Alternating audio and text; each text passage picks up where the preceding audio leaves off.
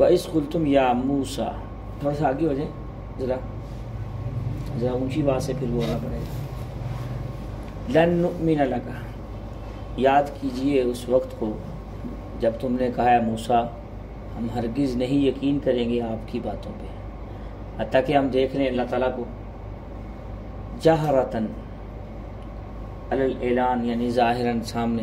فَأَخَذَتْكُمُ الصَّاعِقَةُ، پکڑ لیا تم کو ایک چیخ نے، حالانکہ تم دیکھ رہے تھے، اس حالت میں کہ تم دیکھ رہے تھے. ثُمَّ بَعَثْنَاكُمْ، پھر اٹھایا ہم نے تم کو، تمہیں مردہ ہونے کے بعد، یعنی جب وہ مر چکے تھے اس کے بعد تمہیں پھر ہم نے اٹھایا. لعلکم تشکرون، تاکہ تم قدر کرو، تمہیں موت دینے کے بعد تمہیں اٹھایا ہم نے. اور کیا ہم نے سایہ کیا ہم نے تمہارے اوپر بادلوں کا، اور نازل کیا تمہارے اوپر من و سلوہ، کھاؤ اس میں سے، یہ پاکیزہ رزق ہے ہم نے دیا ہے تم کو. وما غلمونا ولکن کانوا، اور نہیں ظلم کیا لیکن انہوں نے ظلم کیا اپنے نفسوں پہ. وَإِذْ قُلْنَا ادْخُلُوا هَٰذِهِ الْقَرْيَةَ، اور جس وقت کہا ہم نے داخل ہو اس بستی میں اور کھاؤ اس میں سے جو چاہو اپنی مرضی کے مطابق. تو داخل ہوئے وہ، اور وَادْخُلُوا الْبَابَ، اور داخل ہوں اس مسجد میں، اس بستی کے دروازوں سے جھکتے ہوئے. وَقُولُوا حِطَّةٌ، اور ساتھ یہ کہتے ہوئے مغفرت اللہ سے مانگتے ہوئے، عاجزی اور انکساری کے ساتھ اس بستی میں داخل ہو.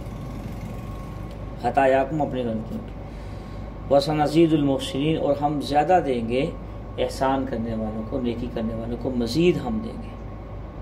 فَبَدَّلَ الَّذِينَ ظَلَمُوا، پس بدل دیا اس قوم نے، اس نے ظلم کیا، انہوں نے ظلماً یعنی غلطی کرتے ہوئے، تکبر اور عناد میں، قولاً غیر الذی قیل لہم، اس بات کو جو کہی گئی تھی اللہ تعالیٰ کی طرف سے، اس کے علاوہ دوسری بات کو یعنی انہوں نے کر دیا.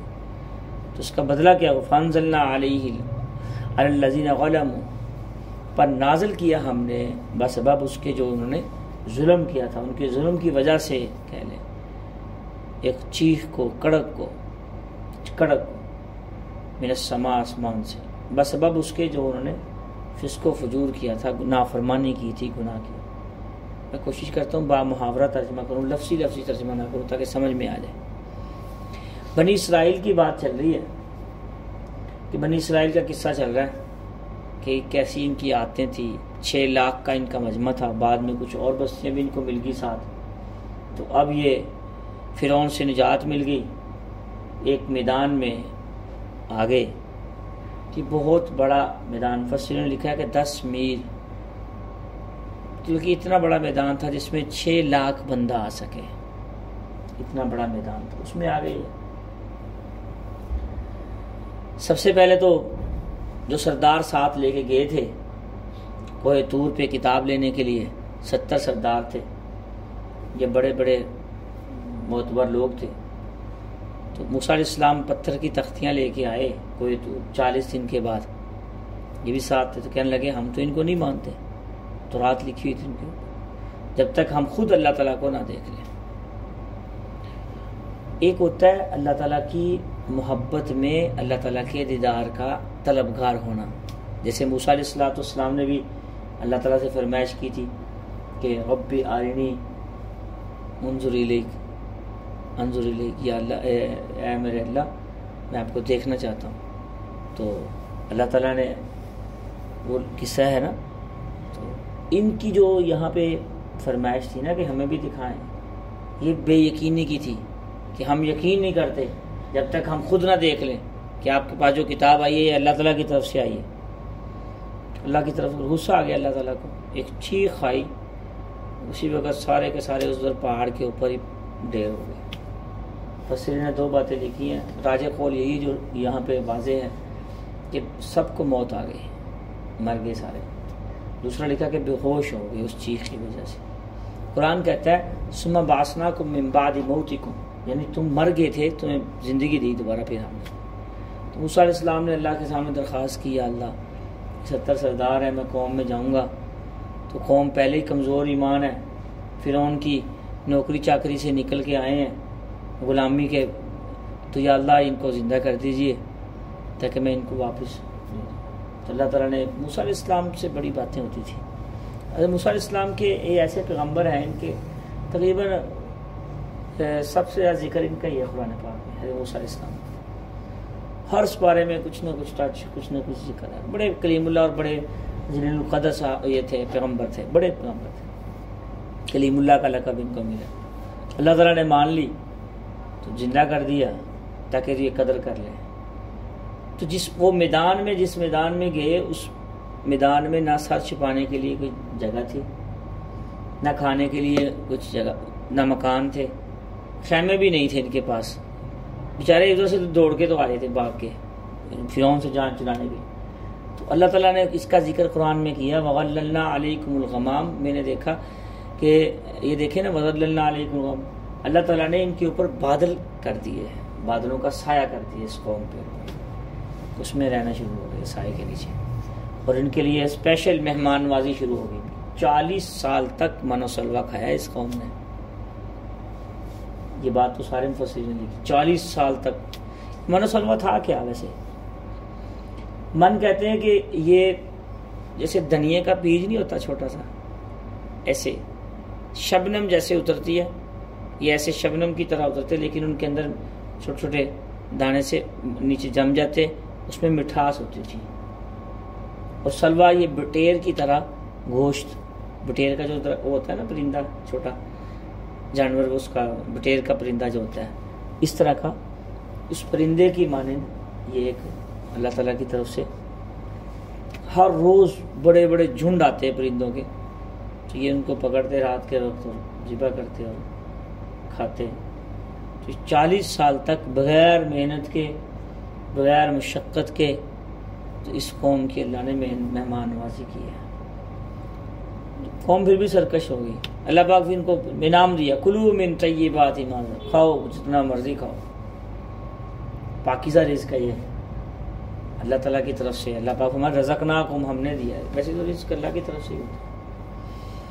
وما غلمونا ولکن کانوا انفسهم، جس وقت ان کو کہا گیا، اتنا عرصہ گزر گیا، تو اس میدان سے اس کا ذکر نا من و سلوہ کا بائبل میں اس کا بڑی تفصیل سے ذکر ہے، کتاب خروج باب 16۔ جس وقت ان کو کہا گیا کہ چلو جنگ کے لیے آگے، بڑا عرصہ ہو گیا اب یہاں موجیں کر رہے ہیں، تو سب نے انکار کر دیا۔ غلام قوم تھے، غلامانہ آتے تھی، تو بنی اسرائیل نے موسیٰ علیہ السلام کو کہا تم جانو، تمہارا خدا جانے، ہم تو نہیں جائیں گے۔ تو پھر 40 سال پھر ان کو سزا بھی ملی، پھر کیا اسی میدان میں گھومتے رہتے تھے، راستہ بھٹکے، کسی بستی میں نہیں پھر گئے، بڑی دیر تک گھومتے، سارا دن چلتے، شام کو ہوتے، صبح وہیں کہ وہیں۔ 40 سال تک ایسے بھٹکی رہی قوم، یہ ان کی نسلیں ختم ہوئی۔ اسی میدان میں مفسرین نے لکھا ہے موسیٰ علیہ السلام کا انتقال ہوا، ہارون علیہ السلام کا انتقال ہوا، پھر اس کے بعد جو ہے ان کی نسلیں پیدا ہو گئی، بہت عرصہ ہے، 40 سال کا عرصہ، تھوڑا تو اگلی جنریشن آ گئی، اگلی نسلیں آ گئی، تو وہ آزاد تھی، من و سلوہ ان کی خوراک تھی، جو آزاد پیدا ہوئے غلاموں سے نکل گئے، اور یہ پچھلی قوم ساری ختم ہو گئی ادھر ہی۔ تو پھر یہ اگلی یوشع بن نون علیہ السلام، موسیٰ علیہ السلام کے خلیفہ تھے، یہ نبی، پھر ان کی قیادت میں جو نئی نسل آئی تھی، انہوں نے یہ جنگ کے لیے تیار ہوئی آگے، تو انہوں نے فتح کیا، وابستی تھی۔ اچھا، اس مفسرین نے لکھا ہے، ہاں، مائدہ آیت نمبر 26 میں اللہ پاک فرما رہے ہیں فَإِنَّهَا مُحَرَّمَةٌ عَلَيْهِمْ 40 سنہ، ان کے لیے حرام کر دی، 40 سال تک یہ اسی زمین پہ رہے، ان کی نافرمانی کی وجہ سے۔ نافرمانی کی بڑی نحوست ہوتی ہے، نافرمانی کی بڑی نحوست ہوتی ہے، اس کا اثر صرف انسان کی ذات پہ نہیں پڑتا، اس کا اثر انسان کے خاندان پہ بھی پڑتا ہے، اولاد پہ بھی پڑتا ہے۔ سب سے بڑی نحوست انسان کی زندگی کم ہو جاتی ہے، اس کو ٹائم نہیں ملتا نیکیاں کرنے کا۔ اس کا اثر جو نحوست ہوتی ہے نا گناہ کی، نافرمانی کی، اس کی سب سے بڑی نحوست انسان کے گھر پہ اور رزق پہ، انسان کے خاندان پہ اور انسان کے علاقے پہ، حتیٰ کہ یہاں تک لکھا ہے کہ جنگل کے پرند اور چرند اور درندوں پہ بھی انسان کے اعمال کی نحوست پڑتی ہے۔ اس لیے جو گناہ کرتا ہے بندہ، اس کو سوچ لینا چاہیے کہ میں صرف اپنی ذات کے لیے گناہ نہیں کر رہا، میں پوری کائنات کا مجرم ہوں، میں جنگل کی مچھلیوں کا، سمندر کی مچھلیوں کا بھی میں مجرم ہوں، اور جنگل کے درندے بھی مجھ سے پناہ مانگ رہے ہیں۔ اگر آپ نے اس کی تفسیر دیکھنی ہو، 21واں پارہ میں اللہ پاک فرما رہے ہیں، قال اللہ تبارک و تعالی ظہر الفساد فی البر والبحر بما کسبت ایدی الناس۔ اللہ پاک فرما رہے ہیں فی البر والبحر، خشکی میں بھی اور تری میں بھی جتنے فسادات مچے ہوئے ہیں، جتنی یہ بیماریاں اور پریشانیاں مچی ہوئی ہیں، ساری چلی ہوئی ہیں، اس انسان بما کسبت ایدی الناس، یہ تیرے ہاتھوں کی کمائی ہے۔ اللہ تعالیٰ نے تو ہر چیز میں خیر رکھی ہے، ہر چیز میں خیر رکھی ہے۔ اس رب نے تو جنگل کے درندوں میں بھی خیر رکھی ہے، انسان کے لیے کوئی نہ کوئی نفع ہے، کوئی نہ کوئی فائدہ ہے، کوئی نہ کوئی وائرس ان کی غذا ہے، چیزوں کی کوئی نہ کوئی فائدہ کسی نہ کسی چیز میں ضرور ہے۔ لیکن انسان کے اعمال اتنے برے ہو گئے ہیں، اتنے برے ہو گئے ہیں کہ اس سے پوری دنیا نہیں، پوری کائنات متاثر ہو رہی ہے۔ تو اس لیے نافرمانی کرنے سے پہلے یہ سوچ لینا چاہیے کہ اس کا اثر صرف اپنی ذات پہ یا اپنے بیوی بچوں پہ نہیں پڑے گا، بلکہ اس کا اثر پوری کائنات پہ پڑے گا۔ اور یہ جرم چھوٹا نہیں ہے۔ کس کی نافرمانی کر رہے ہیں؟ اس رب کی جس کی 24 گھنٹے، جس کی ہم ہر منٹ اس کی نعمتیں استعمال کرتے ہیں، اس کی نافرمانی کر رہے ہیں۔ ہر سانس میں جس کے محتاج ہیں، اس کی نافرمانی کر رہے ہیں۔ کس سے غلطی نہیں ہوتی؟ غلطی ہو جائے تو اس پہ اڑ نہ جائیں، شرمندہ ہو جائیں، اپنی غلطی پہ معافی مانگ لیں، معافی ہو جاتی ہے۔ جو شرمندہ بھی نہ ہو، سارے ہی کرتے ہیں جی غلطی۔ میں اکثر درس میں کہتا ہوں یہ شیطان ہے، اس کی معافی نہیں۔ پھر یہ بڑی انسان کو بری موت کیسے آتی ہے؟ 2 وجہ سے انسان کو بری موت آتی ہے، جو عموماً دیکھی اور سنی اور مشاہدات میں ہے۔ ایک گناہ پہ اترانا، گناہ کر کے للکارنا، لوگوں کو گواہ بنانا۔ دوسرا کسی کی بد دعا کا لگ جانا، کسی اللہ کے بندے کو، کسی مسلمان ہو یا غیر مسلم، اس میں انسان کو، مرد ہو یا عورت، بچہ ہو یا بوڑھا، کسی انسان کی بد دعا کا لے لینا، اس کو تکلیف پہنچانا، اس سے اللہ کو بڑا غصہ آتا ہے۔ کسی کو تکلیف پہنچانا بلا وجہ، جو بندہ کسی کو تکلیف پہنچاتا ہے، اللہ تعالیٰ خود اس کا بدلہ لینے کے لیے جائے۔ ایک بزرگ لکھتے ہیں جب کوئی کسی کے ساتھ زیادتی کرے نا تو بدلے میں اسے بھی کچھ کہہ دو۔ اگر تم کچھ بدلے میں نہیں کہو گے تو تمہارا بدلہ رب لے گا۔ جب رب کے مقابلے میں تم ہو جاؤ گے نا اور کسی سے بڑا بدلہ لینا ہو نا تو چپ کر جاؤ، وہ جانے اور اس کا کام جانے۔ کسی نے کوئی بڑی تکلیف پہنچا دی ہے یا پہنچاتا ہی جا رہا ہے تکلیف، زندگی خراب کی ہوئی ہے، تو خود خاموش ہو جاؤ۔ کسی بندے سے جن و انس سے شکوے شکایت کرنے چھوڑ دو، لوگوں کے سامنے رونا چھوڑ دو، اس کے سامنے اس کے سپرد کر دو کہ دیکھو وہ کیسا بدلہ لیتا ہے تمہارا۔ وہ کافروں کا بھی رب ہے، مسلمانوں کا بھی رب ہے، صرف ہمارے رب نہیں، پوری کائنات کا رب ہے۔ وہ گورے کا بھی رب ہے، پڑھے لکھے کا بھی ہے، عالم کا بھی ہے، عابد کا بھی ہے، وہ پوری کائنات کا رب ہے۔ جب کوئی ہو جائے نا ایسا معاملہ، اس کے سپرد کر دو۔